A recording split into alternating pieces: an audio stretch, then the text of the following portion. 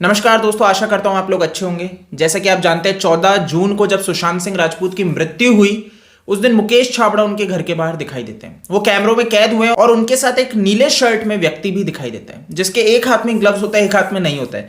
तो ये एक थोड़ा सा अजीब सी स्थिति है कि कोरोना का टाइम है, लेकिन आपको एक हाथ से डर है, दूसरे हाथ से डर नहीं है। तो ये क्लैरिटी मैं भी चाहता हूं और इवन देश की जनता चाहती है कि आखिर वो व्यक्ति पहले तो कौन था।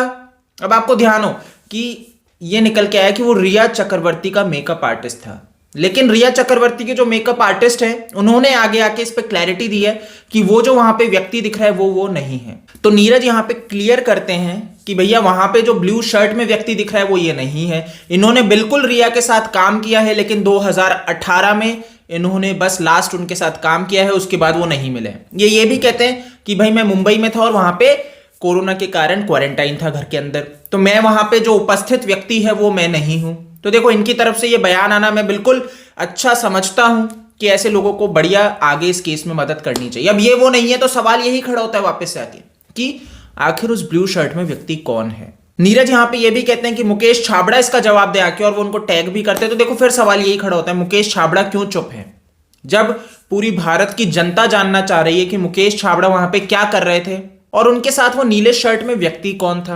क्योंकि देखो, सवाल बहुत फैक्चुअल भी है कि वहां पे इतने सारे आपको संदिग्ध लोग दिख जाएंगे, कोई सामान लेके आ रहे जा रहे, और सबको क्लियर हो चुका था कि जब सुशांत सिंह राजपूत की मृत्यु हुई है, कोई छोटा मोटा कोई आम आदमी की नहीं हुई थी, एक बड़े बॉलीवुड के एक्टर की हुई थी।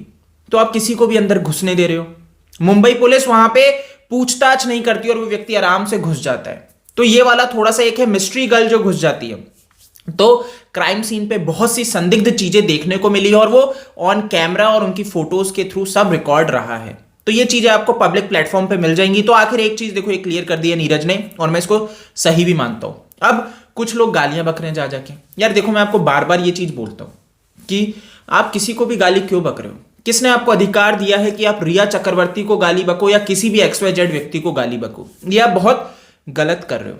मैं फिर आपसे ये बात कहना चाहूंगा, आप सुशांत सिंह राजपूत को न्याय दिलाने के लिए लड़ रहे हो तो आप खुद क्यों गिर जाते हो। आप जिन कातिलों को सजा दिलवाना चाहते हो आप उनसे भी ज्यादा गिर जाते हो।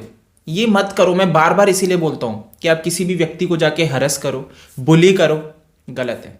ये स्थिति नहीं पैदा होनी चाहिए। आज अगर हम ये सब करेंगे ना तो कोई अंतर नहीं रह जाएगा। कुछ समय में जाके हम उन कातिलों की जगह ही खड़े होंगे।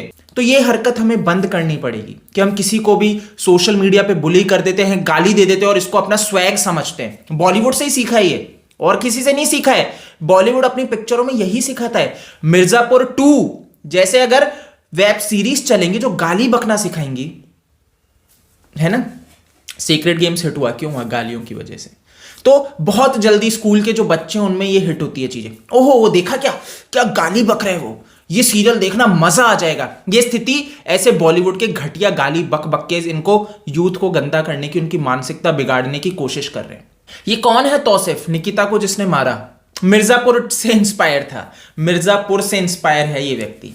तो भैया ऐसे वेब सीरीज क्यों बन रहे हैं, इनको अनुमति कौन दे रहा है, ये समझने वाला विषय। तो यार दोस्तों, मैं तो फिर से आपसे यही रिक्वेस्ट करूंगा कि किसी को जाके गाली मत बको। कोई, मैं पता है ये बार बार क्यों बोलता हूं, अगर वो बढ़िया व्यक्ति और आप किसी को गाली बक रहे हो और वो उसमें कल्प्रिट नहीं है, और आपने जबरदस्ती उसको अब्यूज कर दिया और उसका दिल दुखा, उसके परिवार को आप कुछ कह देते हो, रेप थ्रेट्स दे देते हो और उस व्यक्ति का दिल दुखेगा, आपको उसको भुगतना पड़ेगा। आप अपने कर्म बांध रहे हो और आगे जब आपको कर्मफल मिलेगा वो बहुत ही दुखद हो जाएगा। इसीलिए किसी भी व्यक्ति को बिना सोचे समझे गाली मत दो। इस वीडियो में दोस्तों इतना ही है। आई होप कि आपको चीजें क्लियर हुई होंगी। सुशांत का कातिल कौन है ये तो सामने आना चाहिए। सीबीआई इसके ऊपर इन्वेस्टिगेशन कर रही है, एनसीबी भी एक्टिव है, बट सीबीआई को डिले थोड़ा कम करना चाहिए और महाराष्ट्र सरकार के खिलाफ अब केंद्र सरकार को बोलना चाहिए।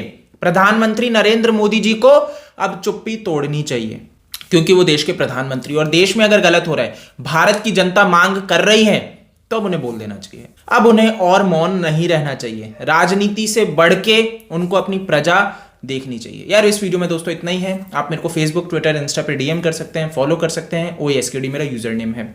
जय हिंद।